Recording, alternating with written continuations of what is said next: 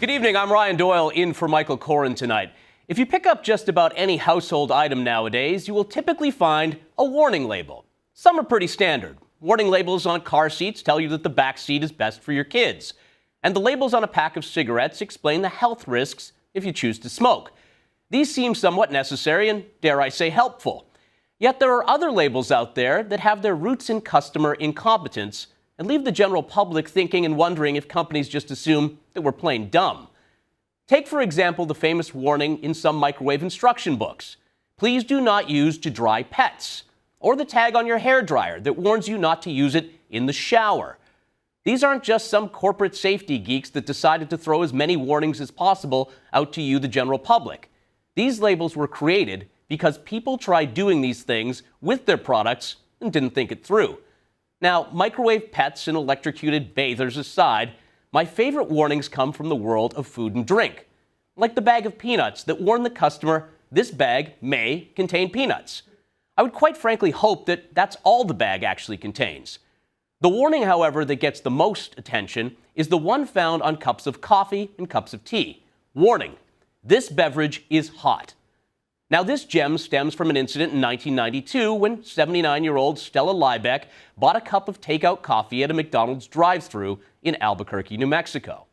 Liebeck spilled it on her lap. She sued McDonald's, and a jury awarded her nearly $3 million in punitive damages for the burns she suffered, all because her coffee was too hot. This week, a similar case is developing right here in Canada. A Winnipeg woman who was scalded by a cup of Tim Hortons tea is demanding new rules for how hot beverages should be served at restaurants. Lisa Marchant suffered second and third degree burns on the left side of her leg after an extra large cup of green tea spilled on her lap following a minor car accident. While Marchant has not filed a lawsuit against Tim Hortons, she wants to see governments develop safe beverage temperature rules. That's right, government regulation over how hot my hot beverage should be. Ideas like these speak to a growing notion out there that people can no longer think for themselves. We've become a society that no longer can have an accident without searching for someone to put the blame on. Don't get me wrong, I feel bad that Miss Marchant was burned by her hot cup of tea, but not for a second do I believe that any of the responsibility lies with Tim Hortons. Coffee and tea are hot. We expect them to be. In fact, many fast food outlets have made these beverages extra hot because they know we're not drinking them at the time and may drink them when we eventually get to the office. And of course, nobody wants a cold cup of coffee. Marchant's lawyer disagrees and says that there needs to be some accountability and responsibility on the part of industry to realize that their products can cause damage or harm, which to me proves running to government or taking business to court is fashionable. Taking responsibility for yourself and your actions is not. The real solution to the problem isn't creating a new job in the public sector for a government hot water tester. The answer lies in making a few realizations about life. First off, accidents happen. Some are even going to be your fault, while others will be nothing more than a clumsy mishap. No further government regulation or detailed warning label is going to prevent it from happening. The second part to that is simple. When these things happen, you aren't owed anything. We need to be able to take our bumps and bruises, dust ourselves off, and not expect that someone will be waiting with an oversized novelty check to ease our pain. So let's back away from the demands for more government meddling and not be so quick to call our lawyers the next time we have a minor setback. That may restore a little sanity to those that have lost a grasp on common sense. Consider yourself warned. If you listen closely enough, you can actually hear the bureaucrats salivating, just waiting to create the job of the hot water tester. This will be an individual who drives from location to location, Tim Hortons to Tim Hortons, just making sure that the coffee is just right and that the tea isn't too scalding hot. Brian Lilly is a guy who always likes his coffee on ice. He is the host of Byline. Brian, it's one of these stories where, I just can't believe, 20-some-odd years, 30-some-odd years after the incident at McDonald's, we're still talking about people getting burned by hot water. Well, and, I feel badly for the woman, but let's face facts in this story. She ordered a green tea from Tim Hortons from the drive-thru. She had it in a vehicle. She got into a car accident. This was not Tim Hortons' fault. This was not her putting it between her legs. We've all heard those stories. Oh, I put the hot beverage between my legs and then it spilled when I squeezed my thighs together. I didn't know that would happen.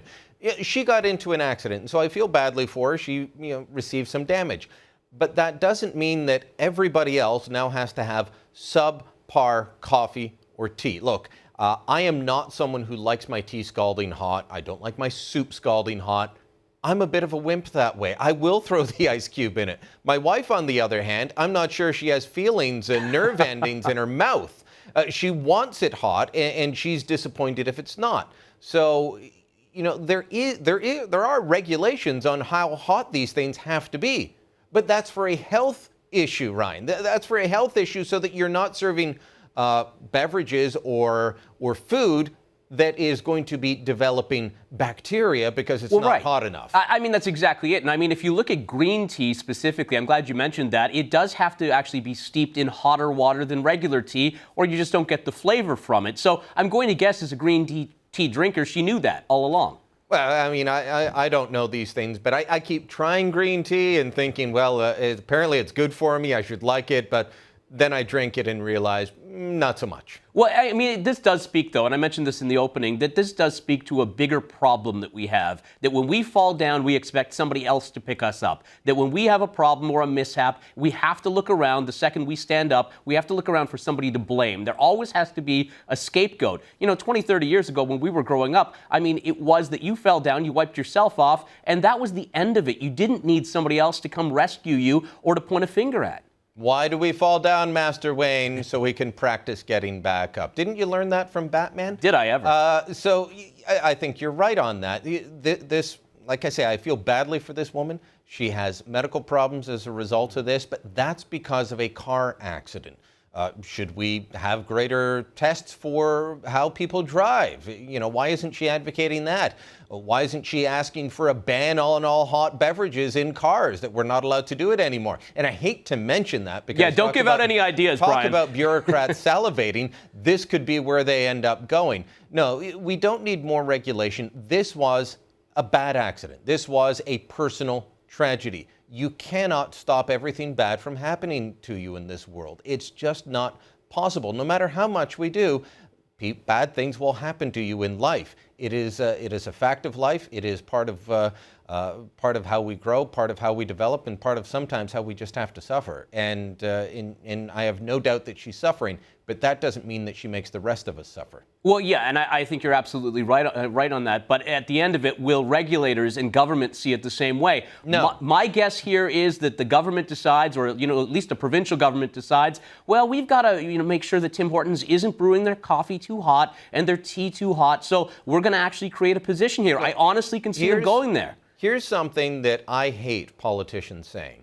and it could happen in this particular case, but you hear it all the time. Something bad happens and a politician will say, we need to make sure this never happens again. No. When tragedy happens, it's tragedy. You can't stop those things from happening every single time.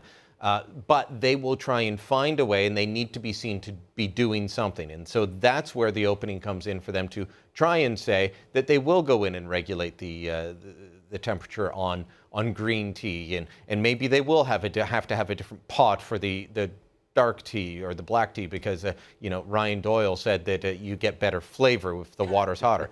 Boiling's boiling to me, buddy. But unfortunately, they will because they feel that they must be seen to be doing something. You don't need to be doing something. You just need to make sure that the stuff is being served in a way that is not putting people's health in danger, and that's why we have regulations on how hot it must be to serve. Are you surprised that she's not suing? I mean, so far there isn't a word of a lawsuit, but I can almost sense it coming if the regulations don't get put in place. Well, that gives me some hope that they will... that she's not suing. That does give me some hope, but there is that option that later on she could. At this point, she's just asking for the regulation.